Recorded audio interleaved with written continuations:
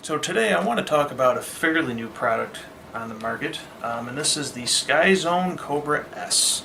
Alright, right now the Cobra box goggles come in three flavors. You have the X, the S, and the SD. The X and S both come with the Steady View receiver, which is supposed to be a pretty good module.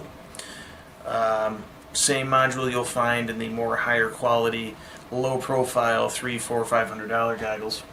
And I'm going to we know what the good things about these goggles are. I love the interface, the features, everything is great except the one thing that matters, and that's the picture. I want to kind of show a seemingly big problem with these goggles, and I seem to be one of the very few people noticing this. And before you say, oh, it's something I'm doing, I've had a replacement, same issue. Both the receiver and the goggles. I have flashed firmware on the receiver and the goggles. I've spoken to YouTubers extensively about the problem. They weren't able to figure it out. I've taken the goggles to different locations, and I've even talked to Skyzone, and they told me it was a receiver issue, but then just kind of never sent me a new receiver to try. And I'm going to compare them to a very cheap goggle. Okay, we're going to go ahead and just look at these Beta FPV. Sorry, Beta FPV, I don't mean to say cheap. These are actually really cool goggles for mini drones. But two things with the Skyzone Cobra. First of all, the frame rate is horrendous on the Cobra. So the frame rate going from the Beta FPV to the Cobra, it's outrageous. These look like better than real life in comparison. I would say the frame rate in here is like, it feels like 60 to 80 FPS, and the frame rate on here feels like 20. It's real bad. I've tried different antenna combinations, I've tried different channels, different quads, cameras, everything. And I don't know why this is. Now, I'm not going to be showing these with the DVR because the DVR is only 30 FPS anyway, so it almost looks like you're playing through the DVR all the time. Whereas these goggles, or even, just a simple FPV screen, it's so much better. I don't know what's going on with these on the latest firmware or the old firmware. That's one of the problems. There's also another interesting problem that it seems that only I have had, even though I've had two units, and again, I've tried several camera VTXs, I've tried flashing, I've tried everything you can think of, and I can't get rid of this problem. Let's actually start with that. Alright, so as stated before, I've noticed an interesting issue with these goggles, or the Steady View.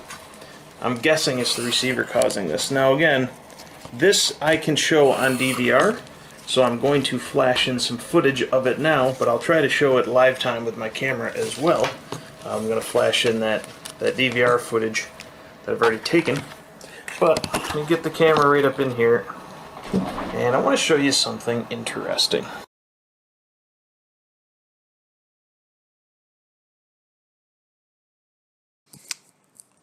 Okay, let's take a look here. You can see the lines now. This is just the DVR. I'm using a Whoop drone with the stock antennas, but you can see the lines. Now, as I stated, it doesn't matter what antenna you use. I'm going to demonstrate these lines. You can see it on the OSD, and look at the edges of that controller for my mini Whoop. Look at all those lines coming off of there. Like, it's this crazy ghosting effect.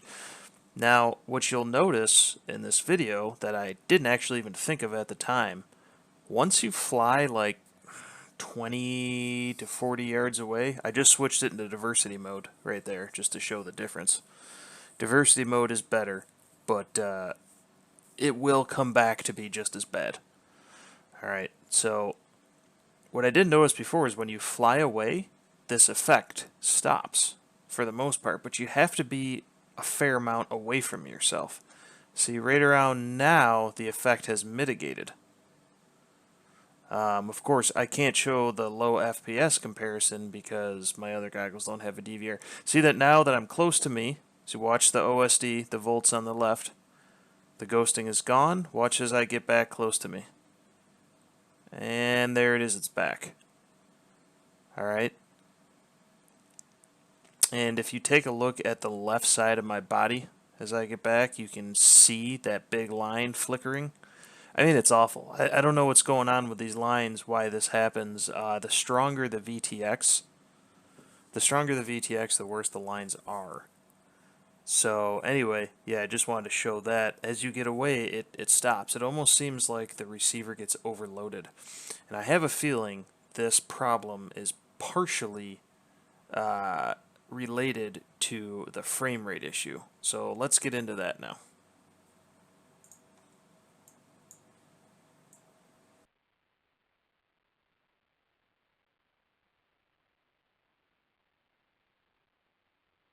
I'm going to go for one more attempt at the frame rate. First of all, though, look in that goggle. Look at all that ghosting. Look in this goggle. No ghosting. Ghosting.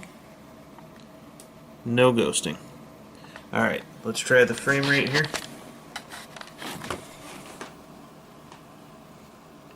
Wait, why am I drifting?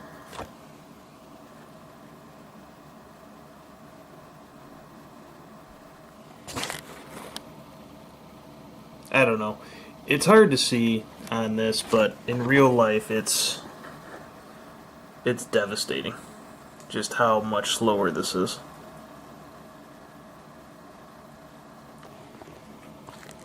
I don't know. I'd much rather fly the Beta FPV.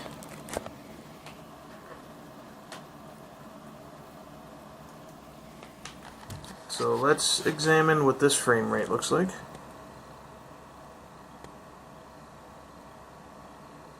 Okay, now let's look inside the Beta FPV goggles. Now let's examine this frame rate. Which one do you like better?